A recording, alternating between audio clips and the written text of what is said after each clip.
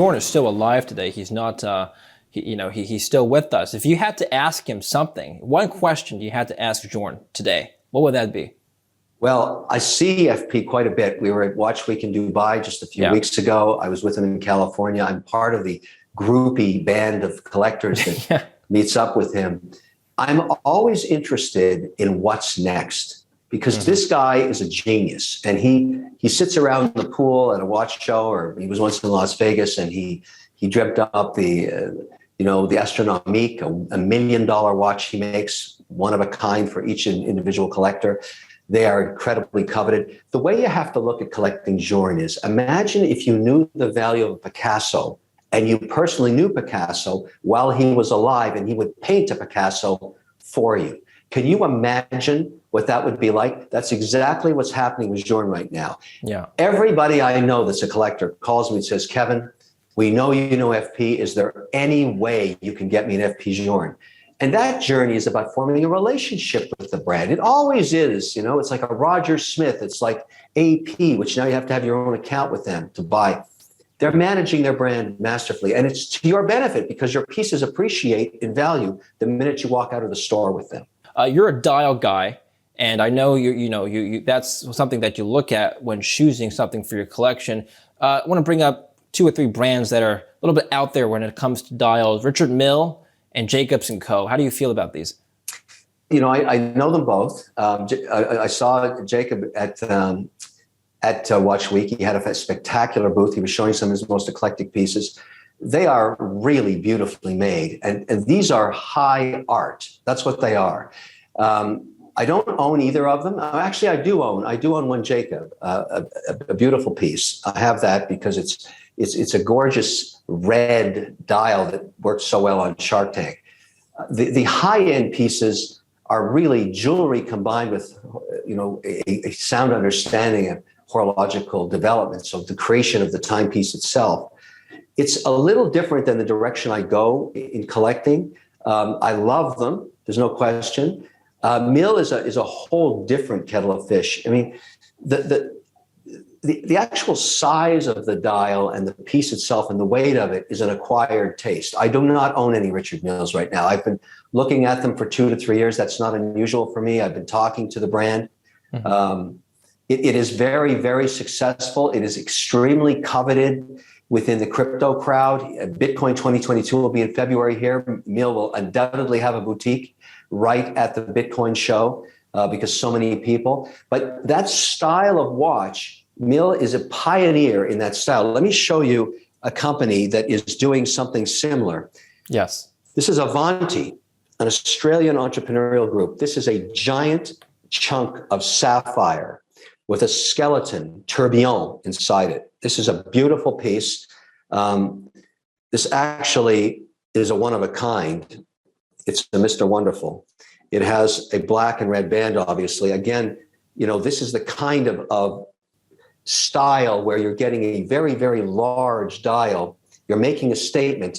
It's extremely creative, but to be made out of sapphire, these watches sell for hundreds of thousands of dollars. However, this entrepreneurial group has figured out a way to bring them to the market in more of the $12,000, $15,000, $20,000 range and less. So I really appreciate this kind of artistry being made affordable.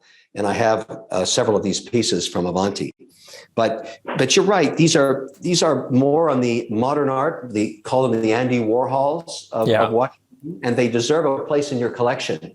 But these are when you start to extend into the micro brands. I was going to mention when you're talking about dials. Speaking about micro brands, every once in a while within the collector community, I'll get a phone call. I used to think I had the world's largest watch collection until I went to the United Arab Emirates. I'm a nothing burger compared to what those guys are doing. And I've met some of them. In fact, I think I've met the largest watch collector in the world. We become very close friends, and he's one of the royal family. He called me up and said, "Have you ever heard of a Ming?" I said, "I've never heard of a Ming." He said, "This brand is getting smoking hot out of Singapore." Ming is a photographer artist. He designs dials and he makes his movements in Switzerland. This is a Ming. This beautiful floating dial is unique with this incredible skeleton, crystal in the back to see the movement. But what matters about this Ming is Ming makes very few watches, but he decided to make one-of-a-kind Ming for himself, Ming's Ming. And I learned about the brand through my UAE connection. I emailed the company. The production manager came back and said, my goodness, Kevin, we love Shark Tank in Singapore. Yeah. Are you going to be wearing the Ming you buy on Shark Tank? Yeah. I said, I don't know. I have to go through wardrobe. And it's going to need a red band anyways. Okay. And he said to me, look, Ming is willing to give you the Ming made for Ming. You'll get Ming's Ming. You're going to have to pay more for it. You'll have the only Ming ever made in the world for Ming. It'll be a one-of-a-kind. Here it is. What's special about that one? Why is it one-of-a-kind? He made a one-of-a-kind case for himself out of a very, very extreme metal here. And so it was designed for him to wear on his wrist as Ming's Ming. Yeah. When a maker gives you an honor like that, this is an incredible piece in my collection. And so I talk about this story. And again, here we are. A dial is creating a story. That's what great watch collecting is about. Sure. Each watch has a story. That's the whole point. If somebody were to buy a collection for themselves with the mentality of having an investment portfolio of watches, what are some of the top brands you would recommend? Rolex, very collectible. Okay. Really good investment. Patek Phillipe, incredibly good investment. You can't go wrong with a Patek. Audemars Piguet, AP, absolutely. I mean, I'm wearing the 5911 right now is my chosen piece for for lunch today. This came into the market a couple of years ago. I got one of the first 100 made. It was not widely appreciated, but either was the original AP. We talked about the design, the Royal Oak, when it came out. If you're offered the first of a new model, you have to take it because over time, it will always be one of the first 100s. And of course, it's appreciated in value. I was going to mention, Patek, they just stopped making the 5711. This coveted piece, it almost doubled in value on that announcement, on that press announcement. A 5711, you can no longer get one, is probably the most coveted Patek right now. It's steel, but it's a classic. So the value has gone up dramatically. And you mentioned earlier, probably the most unappreciated brand in the world, Grand Seiko. The quality of these watches, this is a Grand Seiko lacquer, special edition of 100. Yeah. You cannot, the crunch, when you just actually wind it, the crunch is legendary. The quality of these is equal to a Patek Philippe. If you're going to start, this is a great brand to start in, Grand Patek, because you're getting such value. Absolutely spectacular. I was going to mention another brand. There's so many brands. Longines is making amazing watches, absolutely gorgeous. Here's another called the Superman Seiko, a beautiful starter watch, beautiful blue dial, incredible polishing. I mean, look, don't get me going, as they say. I could go all day. You want to go Longines. You want to go Grand Seiko, no question about it. Those are baselines. You want it. There's some Omega pieces you can dabble in. You can go to the vintage market and look for other pieces. I mean, I'm just purveying, some of the watches I brought out of the safe here. We've looked at almost all of them. The key to this, though, is do not buy a watch that you cannot afford. Buy a watch that you fall in love with, right, and wait for that opportunity. Start to appreciate the pursuit of horology, the pursuit of dials, the pursuit of storytelling. But right now, I did a shoot with Teddy recently at a Longines boutique here in Miami, and I saw dials. That company, which is not as well known in North America, is huge in Asia, makes incredible watches at extremely affordable prices. I mean, same with Grand Seiko. Remember, there's Seiko and there's Grand Seiko. Grand Seiko, you can get entry-level pieces in there, and they're absolutely spectacular, like the Superman I just showed you. Start in places like that, Omega, the Swatch Group. I mean, you can't go wrong. And Bulova, there's vintage pieces, American watch company.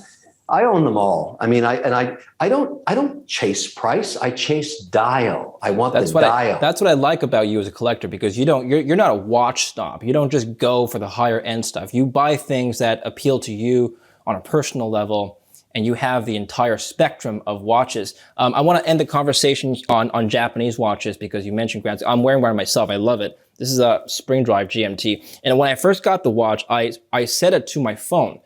And 2 weeks later, it was still running perfectly to the second to my phone. Do you know another watch that has that level of accuracy that is also a mechanical watch, Kevin? Very few, very, very few. The history of Grand Seiko, very few people know this, but they were one of the very first makers of watches. It grew out of the lock industry, and Japan started making fine watch pieces before the Swiss. And in the 70s, when they had these contests to test accuracy in Switzerland, the Japanese won year after year after year. And it manifests itself in the Grand Seiko heritage. Those spring drives are incredible pieces. The technology inside of that watch is the best on earth in some ways, in terms of what they've developed there. And they keep getting better. The accuracy is insane. But the other thing about them is they covet the design of the dial. They have beautiful contrast on those dials, and the polishing of the steel and the other precious metals is off the charts. So I can't say enough about them. I have many, many Grand Seikos now, and I consider them to be some of the finest pieces I own. But they are, the Swiss kind of have the biggest branding, but in terms of quality, you can't go wrong with a Grand Seiko and some of the other brands we've talked about. I mean, watch collecting is a disease. It's a virus. Yeah. It's very expensive. My wife is really pissed at me because I keep coming home with watches, and she says, "What are you, crazy? I'm going to get you help.